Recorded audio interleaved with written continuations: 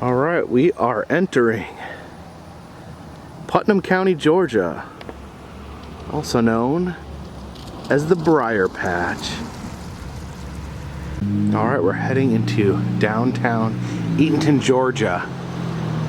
And this is our destination, the Uncle Remus Museum. You can see Brer Rabbit and then Brer Bear and Brer Fox being chased by bees there, only 6 blocks south. It does appear that Eatonton is embracing the legacy of Uncle Remus. We have Brer Rabbit there sitting in a briar patch on Eatonton Antiques.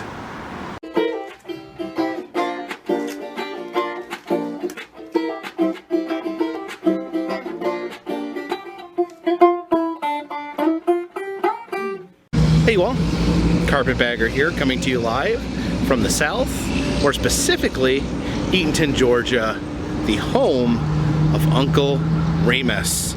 And even more specifically than that, we are actually in front of the Uncle Remus Museum. This is a cabin, 3 slave cabins put together to tell the tale of Uncle Remus.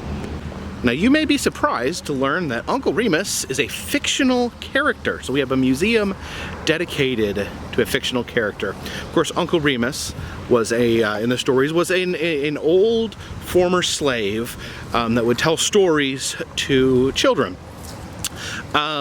This was a fictional character created to tell African-American folklore. The man behind Uncle Remus was a Joel Chandler Harris, and he would interview former slaves, older African Americans that had formerly been slaves, and learn the folklore, learn their stories. And of course, the most popular was the Brer Rabbit stories. Brer Rabbit stories, kind of like Aesop's fables, you know, animal-based stories where with all the characters are animals. And Brer Rabbit was the trickster, he always won by smarts. He fought Brer Bear and Brer Fox. Those were his nemesises, and he used his brains to outsmart them and trick them, even though they were bigger, stronger, and meaner than him.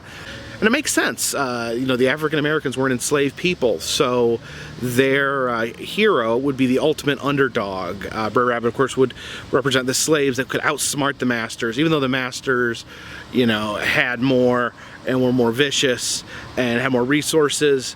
That Brer Rabbit could use just his smarts to trick them and to get away. Of course, this goes back to other African folklore, such as Anansi the spider, who was much similar to Brer Rabbit, was like a trickster character that would trick its stronger, more powerful foes. So Joel Chandler Harris would write all his books in African American dialect as the Uncle Remus character. And part of the reason he used the Uncle Remus character was because he wanted to make it clear that these weren't his stories, that he didn't come up with this out of his head. So he invented this character, and the character was a combination of 2 real people that he had interviewed that were storytellers, and he kind of combined them and came up with this Uncle Remus character. Now, I think there's been a certain level of controversy connected to Joel Chandler Harris and Uncle Remus.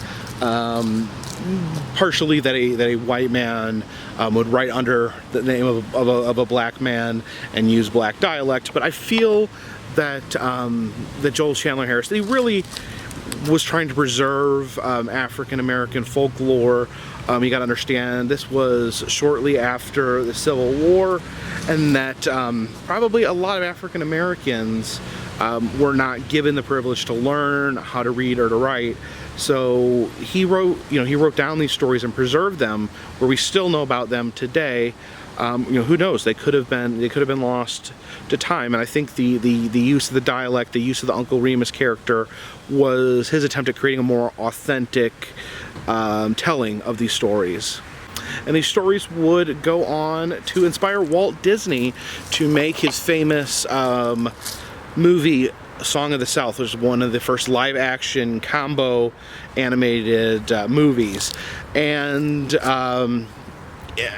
you can't get it on. You can get it. You can get it easily, but Walt Disney has never released it officially because it's always been plagued by controversy. The controversy being that it does portray, it doesn't make it clear if the African Americans in the movie, if they are slaves or if they're former slaves, but they're working on plantations and they seem really happy about it. And I can definitely understand how that can come off as tone deaf.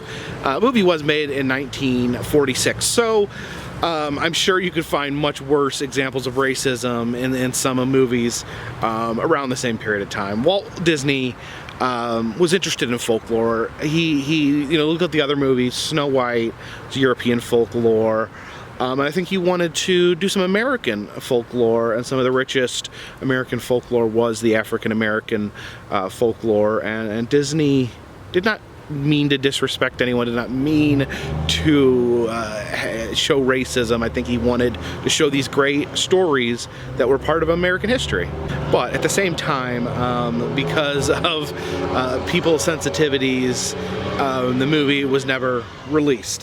What does make that a little stranger is if you drive down maybe about 7-8 hours from here, you'll find a massive monument to Uncle Remus known as Splash Mountain in Disney World in Florida.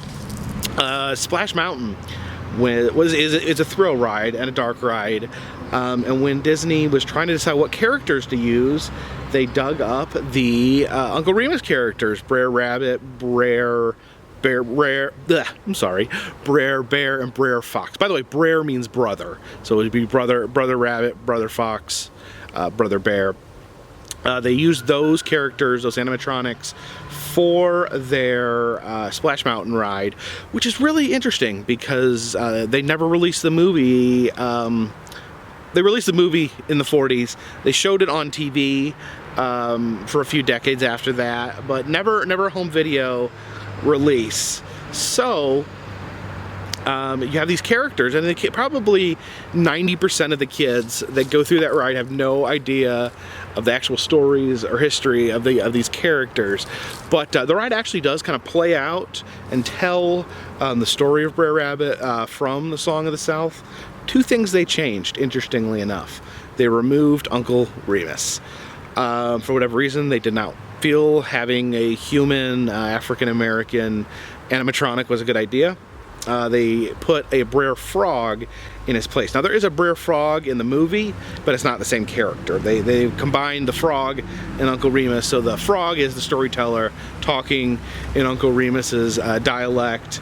And the other scene they changed is the tar baby scene. In the original story, Brer Rabbit creates this tar baby, literally a baby made out of tar.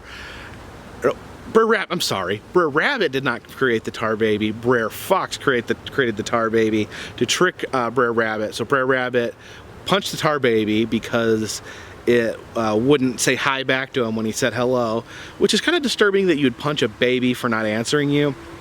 Anyways, he punches the tar baby and gets stuck in it and gets all stuck, and then Brer Fox takes Brer Rabbit and he's gonna kill him, he's gonna eat him, do whatever, and Brer Rabbit says, "Do whatever you want to me. Do whatever you want. Just don't throw me anything, but don't throw me in the briar patch." And this is a lesson in reverse psychology, because that was the place he wanted to be. The briar patch was his home. That's where he lived.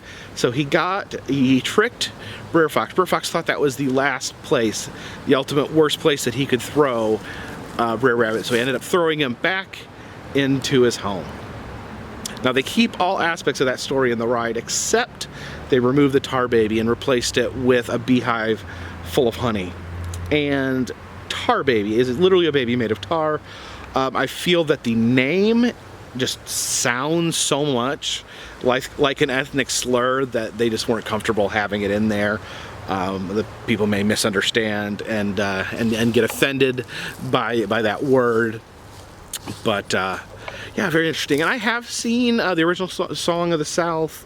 It's kind of a mixed bag of a movie. The live action parts kind of drag a bit, to be honest. The animation's really cool. And the music, of course, is the amazing soundtrack.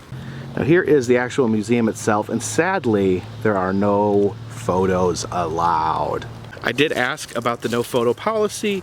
The lady inside was very nice. She just explained that when the museum was created in 1963, the board of directors made the unanimous decision that they would not allow photos because of security reasons and because the flash could damage some of the artifacts. And I guess the rule has just stuck until then.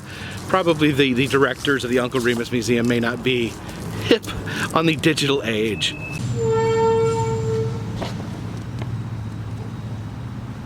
Oh, it is a small museum inside.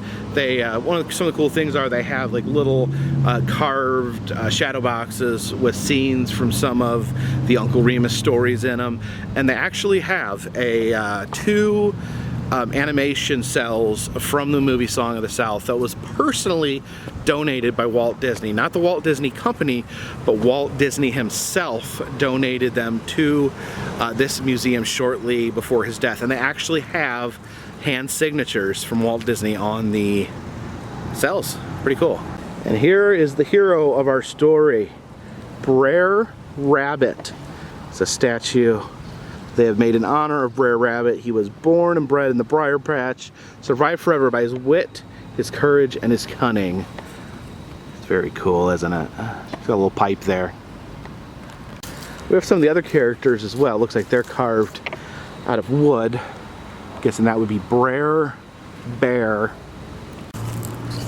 This would be the sneaky, evil Brer Fox. Oh, look at that. There's Brer Cat. And I'm not entirely sure about this character. Not familiar with him, but we'll just assume that his name is Brer Raccoon. Brer Turtle?